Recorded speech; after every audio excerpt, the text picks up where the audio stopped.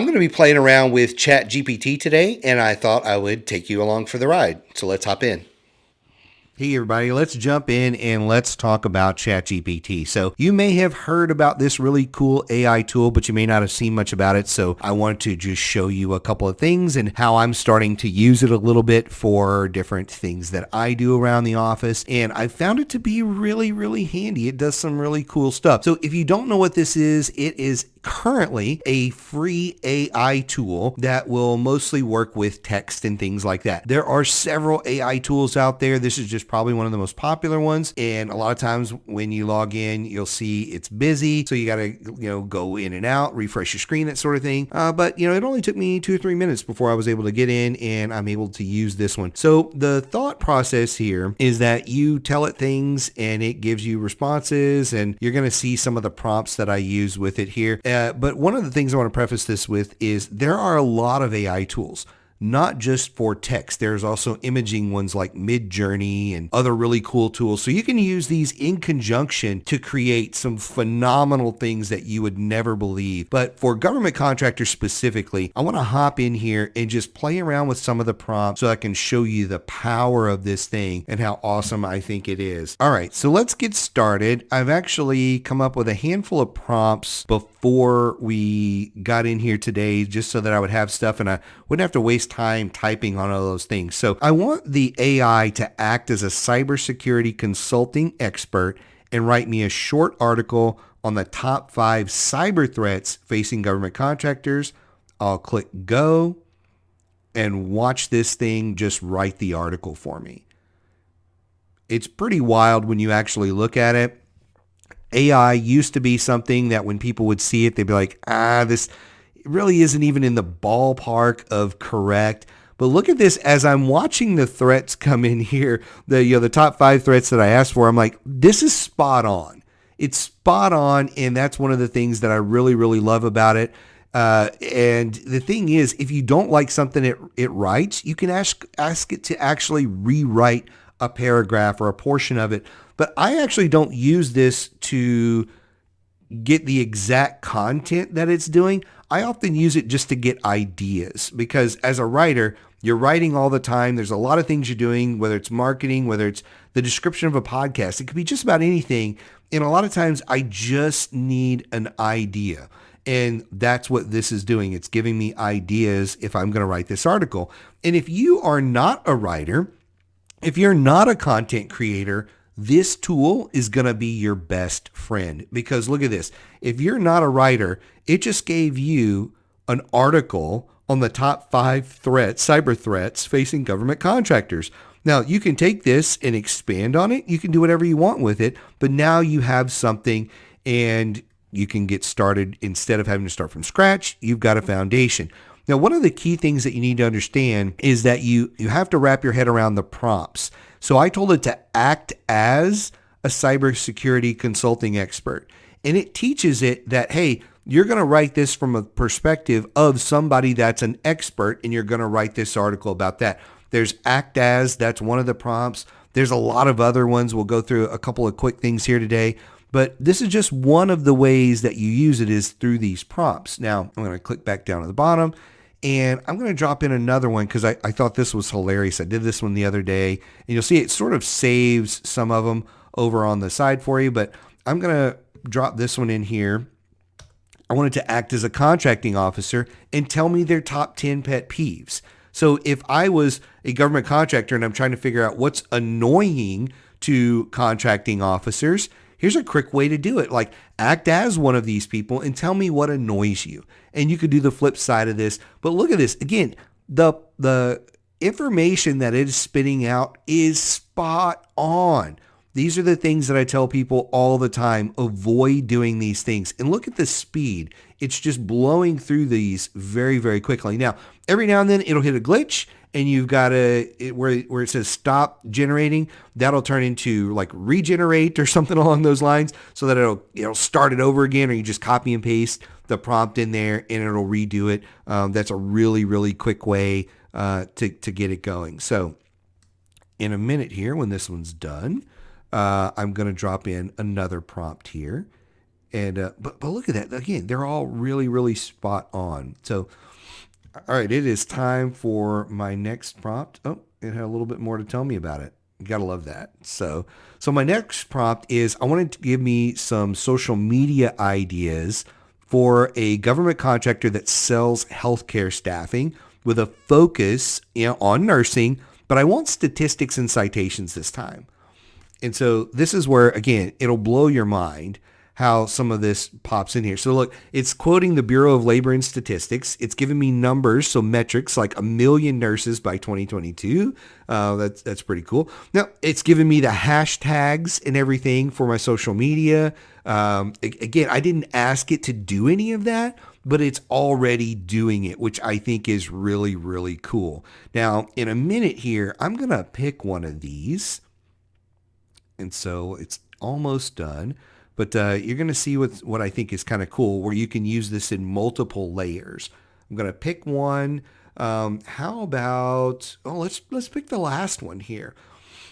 I think the last one is very, very interesting. So what we're going to do is in this next one here, I'm going to ask it to write me a 1,000 word article about, and then I'm going to choose one of the ones that it gave me. I'm going to pop that in there, and let's write that. So I made it give me some ideas. I chose one that I liked, and then I said, okay, now write me an article about it. Again, I don't have to use the article word for word, and I would, as an author, I would suggest you don't use it word for word, but now I have content that I can massage. I have something I can play around with. And if you're not selling this stuff, there's nothing wrong with you using something like this, have an AI help you with it, and then you massage it and you post it on your blog. You massage it and post it on your social media. Maybe there's a paragraph that you like and you want to just use that one paragraph on your social media for whatever reason. A lot of different ways you can use this. But again, what I want you to notice and see about this is how the AI is spot on. It's giving us stuff that's really, really good content here that you can reuse in your business. Now, even though I told it to give me a 1,000-word article, it might actually stop at 500 or 750 or whatever it may be. It may not write that much about it because it may not know that much about it. And eventually it will. And so eventually it'll be able to do more, because one of the things is the AI is continually learning from all the people that are putting prompts in. And so that's eventually how the robots are going to kill us, right? The robots are going to learn from us and then eventually kill us. But as I was telling a client yesterday, until the robots can actually, dig for things they need and go and, drill oil and, put gas in the generators and do all that, we don't have to worry about anything. So I'm thinking, at least 30, 50 years before we have to worry about the robots. But right now, the thing we have to worry about is how smart this thing is getting. There's good and bad, but I'm using it for a lot of really cool things. And so these are just some of the prompts that I've come up with so far. I'll show you another really quick one I did the other day where my wife does health coaching in addition to working in our business. And I just told it, I said, I want you to come up with a content calendar for a health coaching business.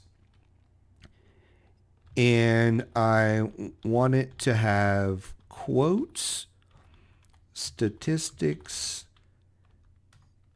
and citations. And I want you to put this in table form.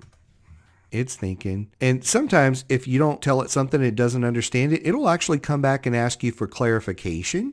And then it will start spitting something out for you. So in this one, like maybe I was too vague for what it was, because I don't remember exactly off the top of my head what I asked it to do. But I can see in the bottom here, it is thinking.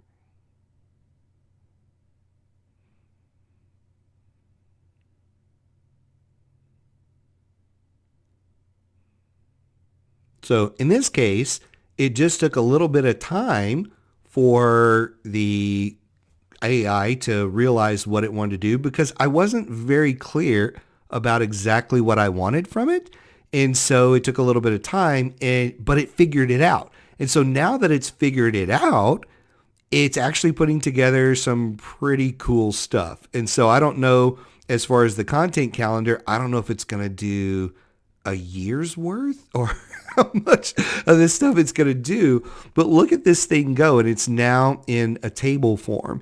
And one of the cool things when you put it in a table form that I've seen a lot of people do is copying stuff like this and then dropping it into Canva and having Canva auto create like all of this into images for you, because you can auto create, or what I would call like mass create, like a lot of images from a CSV file in Canva. If you don't know this, you can just drop that in, plug in where you want the quote, where you want the citation or whatever it is, that kind of thing.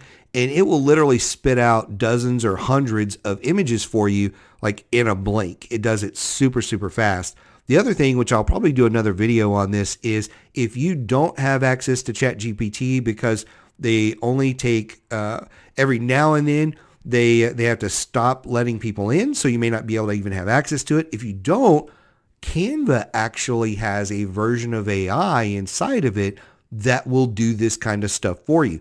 It's not near as fast, it's not near as smart, but it will actually do this stuff for you and create headlines, it'll create documents, it'll create all kinds of really cool stuff. So it just did this one for you. Like I said, this is just a sample. You can add more topics, but if I wanted to, I could say create a 12-month calendar or whatever. Again, look at this. It decided what should be the right thing. It came up with a topic. It came up with a quote, a statistic, and a citation for all of those. So if I was putting together a social media calendar, whether it's for this health coaching business, or whether it's for your cybersecurity business or lawn care business or whatever, the AI is smart enough to figure out how to do this stuff for you. So these are just a couple of the prompts that I wanted to share with you here. I could play on this thing all day, but I think this gives you a really good idea of the power of the tool. If you have some things that you want me to ask it because you don't have access to it, by all means, comment on the video and say, hey, would you do a video asking the AI to do this or that or whatever? And if I have time, I'll actually do that for you and I'll post that video here. So hopefully you enjoyed that and it kind of gave you an insight into the world of ChatGPT and the AI robot killers that are in our future. I'll see you next time.